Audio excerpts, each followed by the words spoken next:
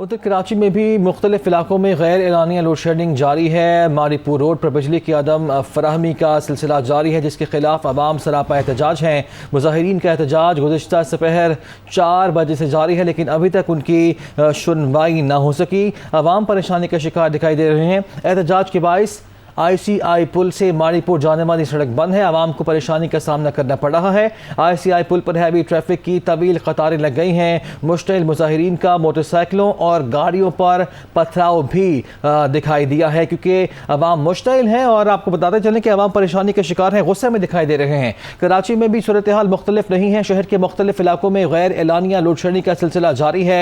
Mauripur road पर बिजली की अदम फराहमी के खिलाफ आवाम एहतजाज कर रहे हैं और मुजाहिरीन का ये एहतजाज गुज़िश्ता दोपहर 4 बजे से जारी है। सूरत हाल में बेहतरी क्यों ना आ सकी, जान लेते हैं। हमारे नुमाइंदे शाहमीर हमारे साथ मौजूद है। शाहमीर, बताइएगा।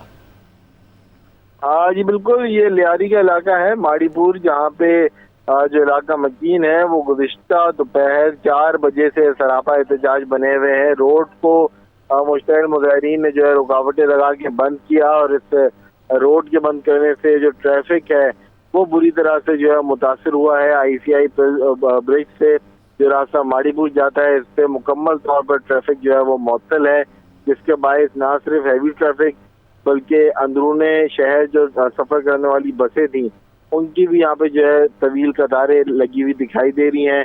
हैवी ट्रैफिक की जो तवील कतारें लगी हुई दिखाई दे रही हैं। ट्रैफिक पुलिस का अमला और पुलिस एहलकार यहाँ पे मौजूद है। ट्रैफिक पुलिस एहलकार यही कह रहे हैं कि गुज़िश्ता दोपहर 4 बजे मुजाहिरीन सड़कों पर आए थे, एहतजाज किया। एहतजाज के दौरान मुश्तिल मुजाहिरीन ने न सिर्फ गाड़ियों पर पथराव किया, मोटरसाइकिलों पर पथराव किया।